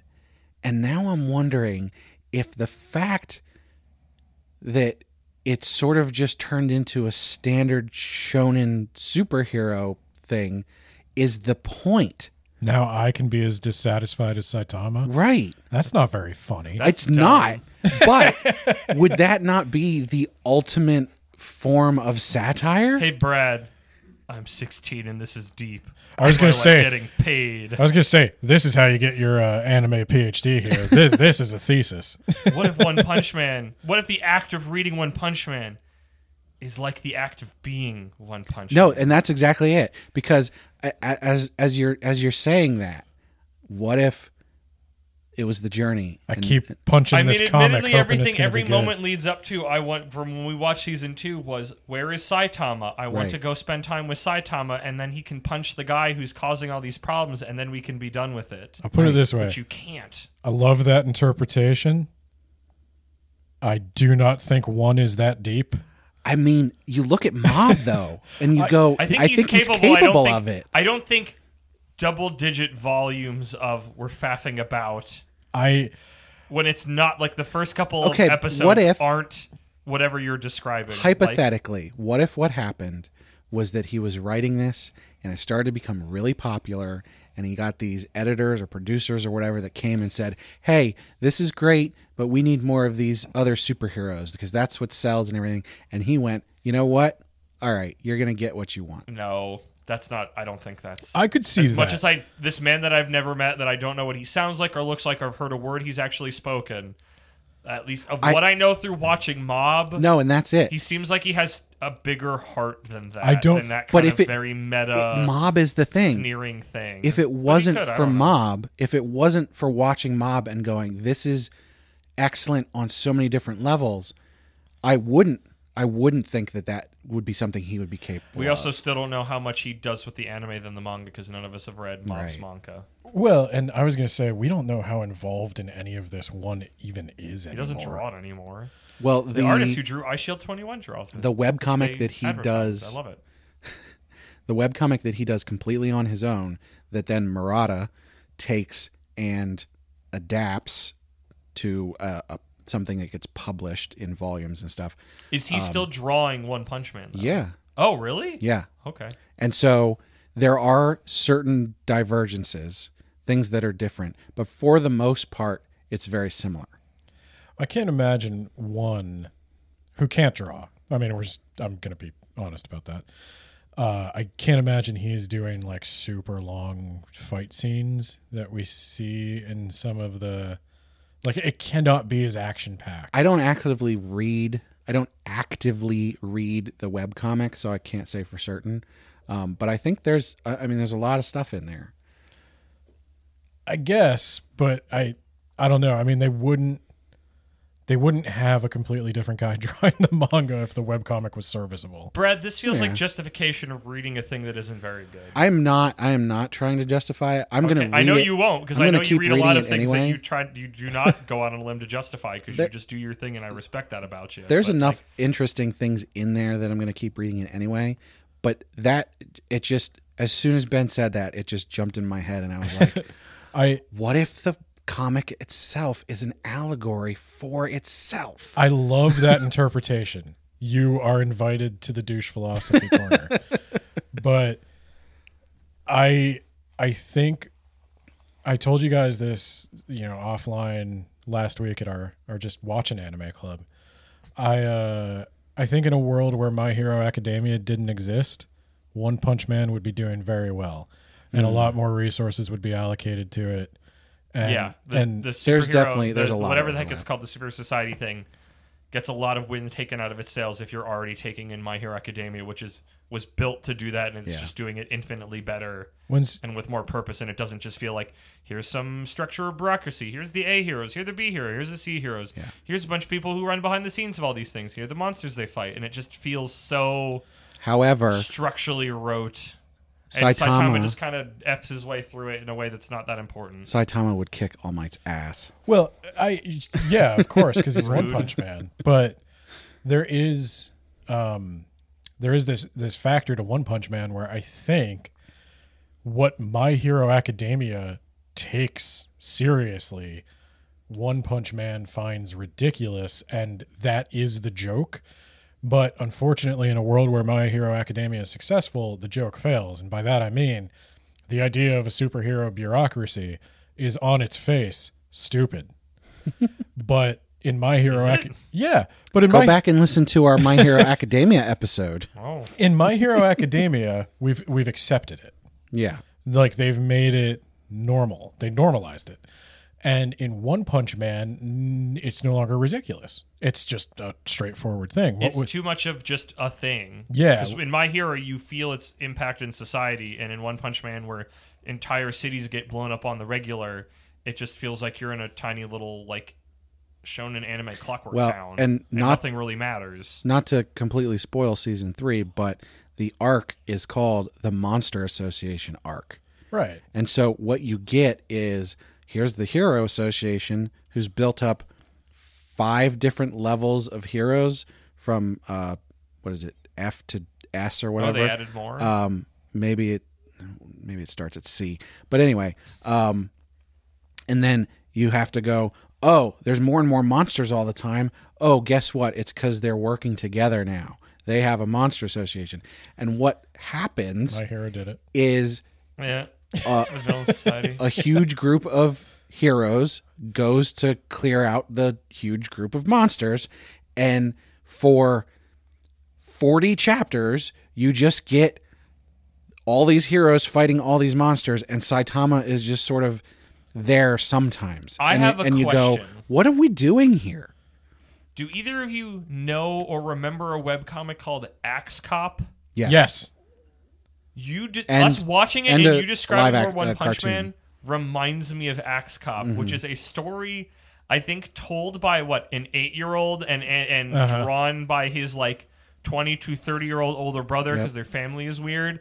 And it's got the way you just described the Monster Association, Brad, sounds like a kid describing playing with their toys, and then he went and did this, and then they had a big fight, and then these guys showed up. Oh, but the monsters worked. It feels very point to point. Well, and then they bang the toys together. It feels like, which is, I guess, what Dragon Ball is somebody reading Dragon Ball, but at least it feels like there's a little bit more going on with that. And this feels very much and then Saitama showed up and he punched the thing. It just doesn't sound it just sounds like very seat of the pants, but not in a fun way. So to me, it feels like My Hero Academia, but worse, because in My Hero Academia, you have the hero organization and all this stuff. And the problem with the hero organization, for me, I don't like superheroes, would be it's full of hypocrisy. It's full of people making money off of what is supposed to be a purely altruistic endeavor. And there's a ton of problems with that. It's very cynical. I find the idea of a hero organization very cynical. And in One Punch Man, I think that's intentional. I think One finds things like that cynical based on his work with Mob and Regan and paid for psychics and stuff. But what My Hero does is it takes it to kind of its logical conclusion. The corruption of the system breeds more intense supervillains, and eventually we have to re-examine through Deku what a hero is and should be. Deku would be there whether he got paid or not. That's the whole point of Deku. That's why he gets one for all. instead of somebody like Spoilers. Bakugo who's not ready for it. But that's what like My Hero Academia is all about. What is a hero? And One Punch Man was kind of all about where do you get meaning in your life if you're a shonen protagonist who peaks. Who peaks at the start. Yeah. And that's the joke. And then that joke ran its course. And now we're just here. It hasn't grown. And I think maybe in like the webcomic, which I assume is much older than either the comic or the anime, having these, there's a hero organization and then there's an equally bureaucratic villain organization and they tear themselves off. And One Punch Man is supposed to be a comedy. Like at the end of the day, right? So I keep looking for the joke. And I think the joke is they're just these straightforward bureaucracies. It's like, what if salarymen were superheroes? I think that's a couple number of years too late Shonen Jump pilot. But it just doesn't get there. And like then, a part-time hero, if he comes out of the office and then he ties his tie around his head and then he goes and he fights when that's literally crime around the neighborhood and it's like a comedy and then it escalates from there. That's literally who One Punch Man was. That's who Saitama was. He was a salaryman. But you don't see that journey. It's like that whole thing with the chase. It's like you get the chase in a quick flashback in the beginning and then you just kind of deal with the depression of the now. But and it's like you said, it's like we kind of went through the initial theme that we were doing and now we're just kind of here doing what Mob whatever. What Mob did right is Mob like feels lived in. Eventually, it's characters who start out as like dumb caricatures of people you know, like the burnout who starts a telepathy club. Mob takes 3 seasons to get to the point where she's graduating and she's crying in the woods because she just wanted to make some memories with her friends. And like by that point, I'm invested in her and I care and we can go on this little tangent. But if they'd done that right off the bat, I would have been like, what the fuck is this? Time is moving. And that's kind of what One Punch Man is. It's like Saitama is an outsider to this whole system. He's barely even aware of its existence because he's been training so hard. He comes into it and then he's like, and then all of a sudden there's 50,000 characters that I don't know or care about and they're fighting. And their fights don't mean anything to me. I don't know what the stakes are. I don't know this person. And his place... And the stakes are always, Saitama will show up if there's a real problem and he'll punch the guy and then it's over. But it's not like we're not really having any big either funny or philosophical moments in between to make that weight feel like anything. It doesn't have Mob's heart. Right? Yeah. But the thing, like, Saitama's place in everything that's going on is always the foil of... He is so apathetic to everything at this point that when he saves the day, it's almost always by accident. But does he change at all, or is he still just the same mope playing video games with King up as an apartment while the world falls apart? He doesn't really change once he reaches that peak. Which is right at the start, which means he's a static character. And that's not necessarily a problem. Beg to differ. He is more a set piece with which to tell the story on rather than a character in and of himself. Right. Then I need someone else who's growing and changing. That's the weird supposed robot to be. Man, that's who also feels like big ass cop vibes of like he's a robot guy and he gets stronger when he goes to his village and they build him stronger this time. Like it's a kid watching DBZ or My Hero and then making crappy versions of the stories. I would say the point isn't about character growth or anything like that. And I to this extent, I think it probably doesn't need to still be going on. I think it's overstayed its welcome. Yes. Yeah, that's my biggest point of all of this. This should have ended ages ago. Right. It's 1 or 2 seasons of an anime that is specifically the satire of superhero organizations. Like, you go, wait, they're putting this infinitely powerful person in C rank because he failed the written test or whatever, even though he broke every single physical record there is by tons. It's like, this is ridiculous. There's so many jokes there that you could make that he's not making. I also think that it's not... I mean, of my personal viewing of season 1 of One Punch Man, I think it stops being good once the Hero Society shows up. Yeah. I think that the things that when it is strongest in its themes about depression and anxiety and dealing with... Not anxiety. I think that's just a thing you say when you say depression a lot. Sorry. Like, that is when it's at its most powerful and meaningful and interesting and fun. And as soon as the Hero Society shows up, it's like, I'm done. I'm not interested anymore. So I need another term than jump the shark, but maybe that's what I want here. It's just, you've changed into something else that I'm not interested in anymore. he one-punched the shark. There you go. Doesn't he actually fight a shark creature pretty early? Yeah. There's a lot of sea creatures, so I'm assuming there's a shark. But yeah. The thing is, with the Hero Association, the joke should have been, okay, One Punch Man doesn't have the seniority required to be an A-rank superhero, so he's got to put in his time, even though he's super qualified. Because, that was a famous thing in Japan, is that seniority matters more than competency, and they've backpedaled on that, but it still exists. There's a joke there. There is another joke in that Genos, he trains really hard under his senpai, and he gets really good. And then he just gets blown up, and One Punch Man knocks it out of the park.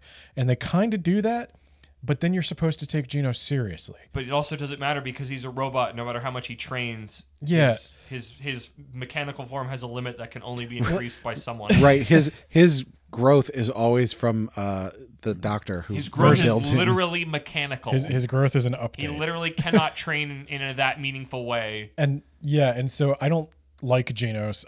This is going to be an unpopular opinion. I think Genos is a big reason One Punch Man doesn't work. Agreed. And I know that the fans love it. Well, so he's funny as a foil. I should probably it's just like, okay, I'm gonna do a thing that I shouldn't. Do you think One Punch Man is still popular with normie anime fans? No, Which just using the term normie also is already a place that I shouldn't be coming from. Because that's if you said does it still have mainstream popularity? I don't even know if I'd say mainstream. Like, I guess mainstream via anime fan. Yeah. Not mainstream to the world. Amongst people who watch more than a couple anime regularly, I'd say no. Anime people we do not confer with. Anime or feel kinship with. One Punch Man was everywhere. It was on the level of My Hero Academia. I heard for a while there more about One Punch Man than I heard about My Hero Academia. Same. And it just fell off the face of the earth. Well, that's the thing. It played its joke, and then its joke was done, and then we moved on. I can't really stress enough that people should probably watch season 1 of One Punch Man and then stop. Yeah, watch the first 6 or 7 episodes, and then when the Hero Society shows up, stop. Because honestly, the first season is really good. Agreed. And you culminate with this battle against somebody who is super powerful. The super powerful alien comes down, and Saitama has a battle with him, and it's ridiculous because, and that's the point, because at the end, the alien is just completely obliterated, and while Saitama was like, "You were the strongest person I've ever fought. I didn't sustain any damage, but that was close to fun." Should One Punch Man have been a movie? Could it have maybe. done? I think it could have done exactly what it needed with a beginning, middle, and end with a movie, and then it would have just been done. I was going to say an OVA. I think it needs a little bit more than an hour and change. Give me an hour 45. Yeah. I think you could tell that story meaningfully and be done with it. Probably less is more with One Punch Man. Yep. But I'm gonna say, so we're all agreed. One Punch Man sucks. Why are we talking about it? Because it doesn't suck. Okay. Because the first arc, the first season, does not suck. It is good. It is a good satire. It's worth. It is entertaining. It is worth your time. It is visually. It's visually stunning. amazing. It's got a little bit of the mob energy because this was before mob, at least anime wise, where it does have that kind of emotion and that kind of dark moroseness of dealing with depression in a way that you can feel with Saitama, and why am I getting out of bed in the morning and what am I doing with my life, in a way that felt very visceral. And like I said, that's why I don't like the Hero Society, because when they show up, all of that is just diluted so much as to not even be there anymore. So here's the thing. Otherwise, when you're leading up to that, 100% worth it. If you've never seen it before, those first couple episodes, worth your time. I am still reading it, and I am going to watch season 3 because we are not going to. You are going to watch it. Yeah. I'm still interested in what Saitama is doing and how that plays out. To be fair, all of the fights are visually appealing. As bad as I think the story has become, it is still entertaining to look at the flashing lights moving around. So there's still a morsel there that you're like, oh, remember that amazing Thanksgiving dinner we had? here's some leftovers that have been around for a week and a half, but it's still edible. Man who licks bones will continue to eat anything. Yeah. So that's me. I can't really recommend beyond season 1 to really anybody. Do you think you might be surprised by season 3? Here's what I think is going to happen. Report back to us about if season 3 is an improvement over season 2 in a meaningful way outside of just the animation. No, quality. but that's exactly That's it. what I guess what I'm What is going to curious happen is, because I can tell you this, because the story of season 2 is still sort of hanging on to the vestiges of what made season 1 interesting story-wise, but they completely flubbed the actual execution as far as like the animation. And that really ruined it. Now, for season 3, they lost the plot. The manga, the arc that's going on is just like, what the heck are we doing? This doesn't make any sense. However, being done by Mappa, we decided it was Mappa, right? It is probably going to look amazing. Okay. And I think that is going to be the draw for Well, anybody that could who's be still more. Also, looking some of at that can go into directing because usually Yeah. when the animation, not that animation quality is always indicative of the direction quality or the production quality, it helps, and I think that's part of what made season 2 not good because the animation quality went below. Like season 1 was immaculate, so Right. it's anything less than was always not going to be good, and it was not great. And I think it's like you said, it was almost mostly just we're doing the manga. There's no strong directorial hand at the till going, hey, here's what the vibe we're going on, and this is what we want to communicate. And like it was just like, well, here it is. It just kind of served it up. There was no, director's eye. It felt Right. like.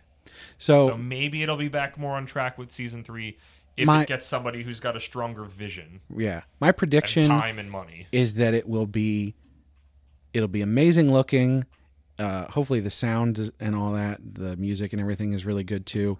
But then the story will just be like, eh. And, for a lot of people, I think that'll probably be fine. It's to me, who got really into the first arc because of what it was doing with the satire, it's disappointing. But I'm still going to check it out because it's not like it's taken up that much of my time. I'm still reasonably invested in it. But as I said, I can't go to other people, especially like you guys, and go, oh, you should probably check this out. It's pretty cool. I don't think I could name 3 characters besides Saitama and Genos. Saitama, Genos, not Kamen Rider, Moomin Rider. Moomin Rider rules. I do remember him. Well, and you Moon said Rider's one the guy. earlier. He plays video games with. King. Yeah. I would never have remembered that guy's name. I like that guy's bit. Yeah. I think that's why I remembered his name. He has a very simple name. I remember his bit. Besides Saitama, I want to say there's a guy named the Atomic Samurai. Yeah. Good. There's all of the I don't Tank know who Top that is. brothers. I Are they blood related? there's or are some they like the clan top. related? I think the top 3 or 4 are brothers, and then everybody else is. Is there a girl named Fuyumi? Is that the girl, the tiny girl that I hate with the Fubuki. psychic powers? Fubuki. Yeah. No, the little one is Tatsumaki. I hate that character, and I hate that I have to see her on the internet occasionally. It's fucking gross. Those 2 are sisters. The smaller one is the older sister. Because Japan. Yeah. Because Japan. Ugh. Unconfirmed if she is wearing underwear. Double extra ugh. Wait, the lolly one? Yeah. Yes. Oh, God. I know. I hate it. Hey, she's like 35. Oh, yeah. Don't care, Yeah. Brad. I don't care if she's a 10,000-year-old dragon. She looks like a 6-year-old, which Look. means she's a 6-year-old in the No, way that she matters. looks like a 14-year-old. I've told anime fans. What a puke. Here's my ultimatum to anime fans. Here's how it is. They are either their canon age or they're the age they look like they are. And you don't want to go by canon age because damn near every girl in anime is under 18. Yeah. So here's I will say the fact that she looks like that is part of the joke. Yes. Like it's not really to have a lolly. I know, It's- but it is but because it's yeah, the bit, I and it's understand. not his fault, but it's Yeah. It's not his fault, but it is his responsibility. yes, it's like your mental health. It's not his fault, but it is his responsibility. I love that. That's perfect, Ben. Anyway, be done. so to wrap that up, Let's one punch watch this season 1 And when Stop. season 3 comes out, I'll do a little news segment thing at some point and say I'm and tell you genuinely if you should looking watch forward it or to hear not. you reporting in on that. Send me an anime music video of the best bits. Send me an anime music video of the intro, which is hopefully not Yeah. just the reheated leftovers from the first season that the second season's opening was. You can use any song from Linkin Park's Reanimation album, and I will consume that. But let us know what you think of One Punch Man. Because, even though our opinions are the best, we're not the only opinions. Sure.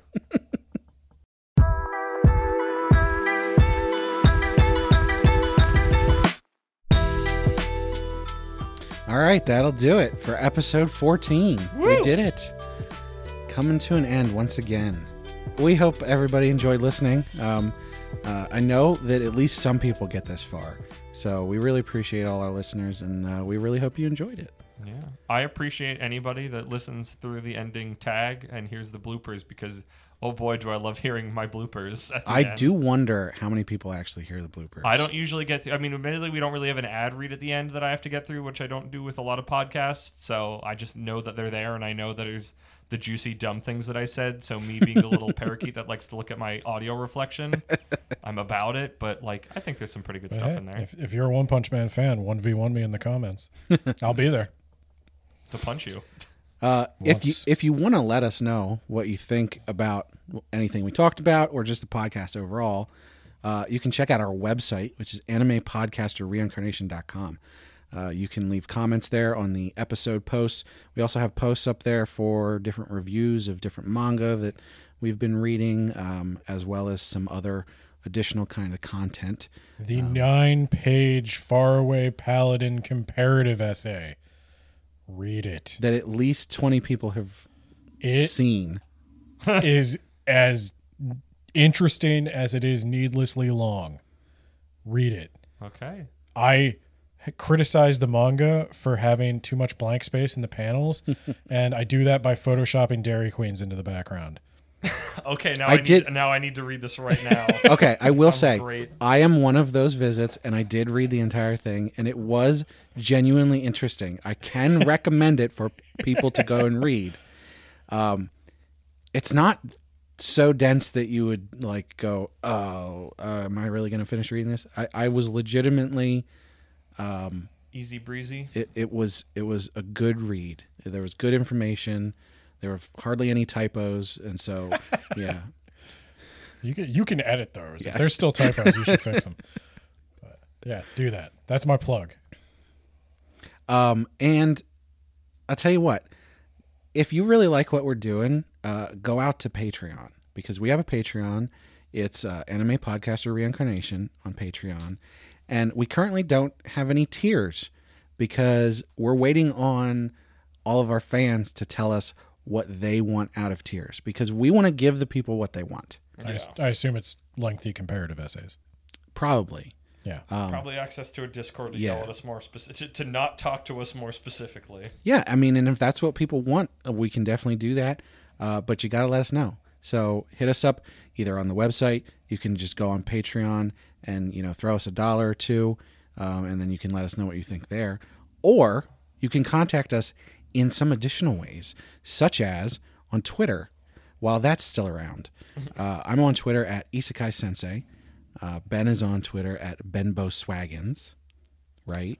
Yes. Yeah. Ben Boswaggins. And Kermit also has a Twitter that he never checks, at Kermit D. Grog. Yep. Got the will So of D. you can send something to him, or if you want him to actually read it, send it to me or Ben, and we'll make sure he sees it. I will actually see it on Twitter. That's the joke. And you know what?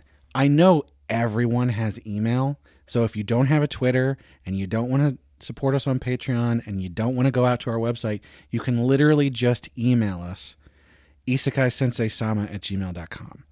I will probably read your email on the podcast if you do that. You can also burn a message in the center of a pentagram drawn with marinara, lit by 6 black cannolis. Send a less. Yeah, you two at home could send a letter to Truxan wherever he is. I miss him. We're also on YouTube. The YouTube channel is That Time I Got Reincarnated as an Anime Podcaster. And we release the podcast on YouTube at the same time as all of the other podcast platforms, but the YouTube version is higher quality and in stereo. So that's fun. And we also now have a Facebook page. Oh, I set that up. There's at the time of recording, there's only one post out there, which was the last episode that we did, but I will be putting all of the backlog out there. Interestingly enough, in the past 3 days, I've been getting alerts on Facebook that we've been getting views on the Facebook page. And I don't know why that is, but Bots? some people are out there looking at it. So if you found us through Facebook, thank you. We appreciate you. Oh, and in case Twitter does die, you should get on Good Pods, because that'll be a good way to leave comments and stuff on the podcast episodes. You can actually do that on the desktop now. I never would have predicted Good Pods might outlive Twitter, but here we are. Here we are. What an existence. So yeah, there's a phone app for that, but you can also just go out on the website and find the podcast episodes there and leave comments. We appreciate ratings, not only on Good Pods, but on any podcast app that you're using. That's a classic spot. If you go out and you leave a rating, leave a review, or whatever it is, we really appreciate that. So that's it for all of the different ways you can contact us. But if you can't get enough of any of us, there's actually more. Ben, what else do you do? A 9-page comparative essay on the Faraway Paladin. Also, I do a book podcast called Words About Books. You can find it wherever you find podcasts. On Twitter. On Twitter at WABpod. I don't know. Elon must stop paying his rent. I don't even know if I should plug that anymore. You're on Mastodon now too, right? Okay, let's about not Hive? Go quoting everything all the time, or where we can be found and never be talked to. Oh, Kermit's falling asleep. I'm Is there anything you want to plug?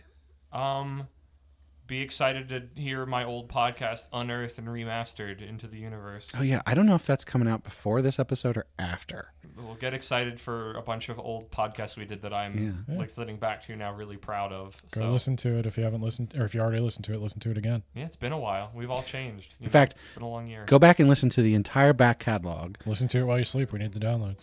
Make sure you listen to it. It's the prequel of this podcast series. Listen to it on a different podcast app, so we make sure we get the numbers up. So once again, that'll do it for this time, and thanks everybody for listening.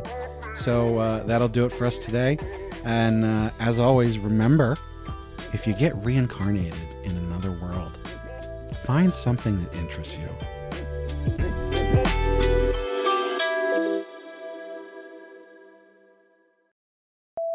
And World War IV will be fought with shiritori. Each syllable is going to go based on the syllable the other person's ended with, and then we're going to... Oh, yeah, I've read that a couple times. And they always try and translate it to make sense in English, and it's like, I don't know what to do. Oh, no. Okay. It's a game Japanese language learners play. Mm-hmm. Like, it's on a bunch of forums and stuff. It really tests your vocabulary. I feel like that's people playing like the alphabet game in English, where it's like, I'm going to say a name that starts with the letter A, and then you have to do B, and then you go through the alphabet. It's basically the same thing. That's what I was thinking. They do it with sounds, though, right? Each syllable. So if I say, like, konnichiwa, then you have to say a word that starts with wa. Right. And Watashi wa. Yeah. That's what I was going to say. I beat you to it, but I was like, wait a minute, I know something on this. I'm going to go for it.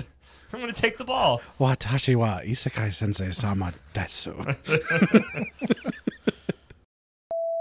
Brad, I know you asked, but I have to go to the bathroom real quick. Sorry. You son of a bitch. Ben.